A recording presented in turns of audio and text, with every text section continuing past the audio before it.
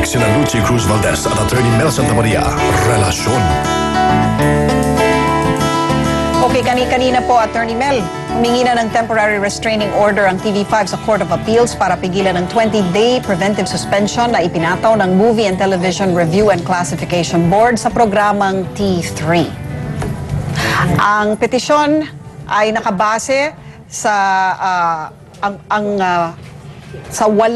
kawalan ng jurisdiksyon ng MTRCB at grave abuse of discretion daw sa bahagi ng MTRCB. Ang T3 daw kasi ay isang news and public affairs program at hindi po sakop ng mandato ng MTRCB. Ayon sa abogado ng TV5 na si Attorney Benjamin Tolosa Jr., hindi na kailangan ng preventive suspension dahil bago pa man ang investigasyon ng ahensya, sinuspindi na ng TV5 ang mga host ng programa at nag-public apology na rin sila.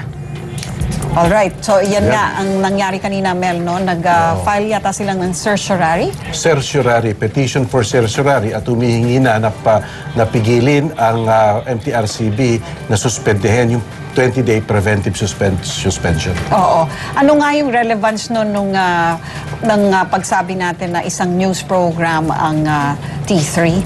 Kasi ang news program, hindi kamukha ng iba pang mga programa. Hindi nililikha mo sa isip ito eh.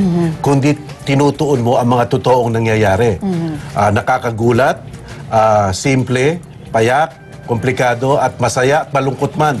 Talagang tinutuon mo para magbigay ng impormasyon sa ating mga kapatid, sa mga bayan natin, sa hoping na meron silang matututunan patungkol sa ating bayan. At dahil doon ay nasasaklaw ito ng freedom of the press na isang basic right, no? Kaya yun ang ating pinangangalandakan dito. Para tulungan po tayong himayin ang argumentong ito sa suspensyon ng MTRCB sa programang T3. Nasa telepono po natin ngayon si Benny Antiporda, presidente ng National Press Club. Magandang hapon sa iyo, Benny. Kasama ko si Attorney Mel Santamaria.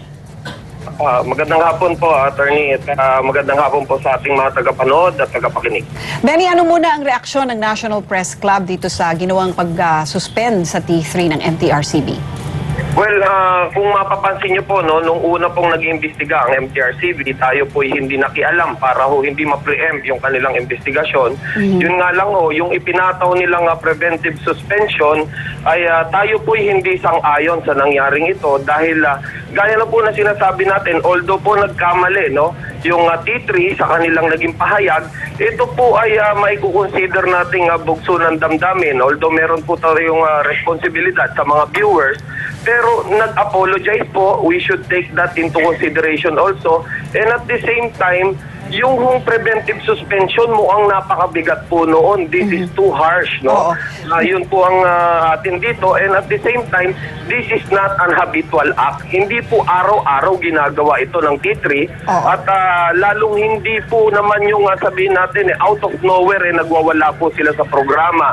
We should consider dito na yung pagsuspindi po sa kanila, marami pong taong umaasa dyan sa programang T3, yung mga crew nyo po dyan na kailangan din pong maghanap buhay at kailangan kumain ang pamilya niyan. Yan po ang inalis ng MTRCB ngayon na kung saan sana naman i-reconsider nila yung kanilang naging parusa dahil hindi pa nga ho totally parusa yan. Yan po ay parang pinipigilan pa lang muna. Abay, napakabigat po nun. Yun nga. Benny, actually, gusto ko lang i-distinguish, no? Kasi parang napapaghalo nila yung T3, the program, at saka yung T3, the hosts, no? Kasi pag sinabing T3, ang tinutukoy talaga natin dito, Mel, ay ang programa, no? So, gusto ko lang idiin yon na kung ang nagkamali dito ay hindi naman yung programa, Benny, hindi ba? Ang pagkakamali rito ay yung bugso ng damdamin nga na yung mga nasabi na bitawang mga salita ng Tulfo Brothers, hindi ba? Kaya dapat yun sanang makita, and I'm glad that you pointed that out, no? Kasi yung programa mismo, public service show ito, news program ito, hindi ba? Yes. At yun ang pinigilan, yun ang hindi nga namin maintindihan masyado, Benny, and I'm glad that you're supporting us on this one, ano? Opo. Oo. Ang masasabi lang po natin dyan is very simple. The act of one is not the act of all. Dito sa situation na to, no? Marami po tayong kailangan i-consider dito. Isa na yung mga lumalapit dito sa programa para humingi ng tulong na hindi po natin pwedeng sabihin, next week na lang or next 2 weeks na lang dahil suspendido pa kami. Oo. Hindi po pwede yung ganon. Dapat din po i-consider ito ng MTRCB. And at the same time, yun po ang ipipilit namin. Marami po sa ating mga kapatid sa pamamahayag ang nagkakamali. Kahit ako rin po, nagkakamali din po kuminsan. Pero hindi po siguro tama na agad-agad ay sintensyahan tayo ng ganong kabigat, no? Meron naman tayong warning na tinatawag. Isa pong maihahalimbawa ko sa inyo, yung nangyari po sa DOJ, kung saan nagkaroon ng commotion, nagkaroon ng sakitan, noong dinala yung mga ampatuan doon sa hearing at pati nga si Attorney Fortune ay nasaktan. Tama, Pero ang ginawa kong aksyon ng National Press Club against our officers and members is ni-reprimand po namin sila and binigyan po namin sila ng warning na sakaling maulit ito ay mabigat ang magiging parusang abutin nila sa National Press Club. So, yan po kasi ay emotions. Mamatayan ka ng 33 na kapatid sa Mindanao na although hindi mo kilala, still kapatid mo sila sa trabaho. Tama ka dyan, Benny. Oo. Well, maraming salamat sa iyo, Benny Antiporda ng National Press Club. Thank you for your thoughts and for your support, ha? Alright, at makakasama naman natin ngayon sa puntong ito ang Presidente at CEO ng TV5, si Attorney Ray Espinosa. Sir, RCE, good afternoon po sa inyo. Ay, magandang hapon, Sir. Lucy and Beth. Sir, pwede bang bigyan niyo po kami ng update tungkol sa final po nating certiorari kanina sa Court of Appeals? Well, nag-file nga tayo kanina umaga, no? So, ang understanding ko sa ating mga abogado, magkakaroon na ata ng hearing on our motion for a temporary restraining order on Wednesday, no? So, yan naman ay para mabigyang pagkakataon lahat ng parties involved, MTRCB at tayo, no, na makapagsalita sa husgado. Ano po yung Pero highlights, sir, nung tayo ating... na, mabibigyan sana tayo ng TRO dahil sa ating paniwala naman, napakalinaw na walang jurisdiction yung MTRCB sa program.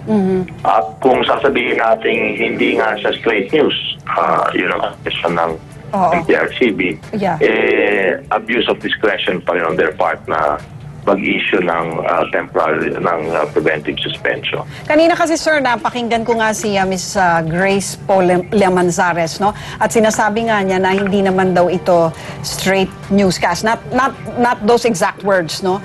Pero na hindi raw nila itinuturing na news program itong T3. Ano po ang komento niyo dyan? Well, meron nga silang ganong distinction na ginagawa, Lucy, no? So, meron silang straight news and meron silang yung hindi straight news, no? Sinasabi nila, ang T3, although may news yan, sinasabi nila may news yan, hindi yan yung straight news na nagbabalita ka lang nung nangyayari. Kasi ang programa raw ng T3, nagbibigay din ng opinion yung mga host. Medyo para sa akin malabo naman distinction yun. Kasi ang isang news program, pwede rin naman mag-editorialize, di ba? I remember before, may programa sa isang network, no? Na bago mag-end yung program, laging may editorial, di ba? So, ang ibig sabihin nila, dahil lang mayroong commentary na gano'n, yung anchor, hindi na straight news. Hindi na siya straight news.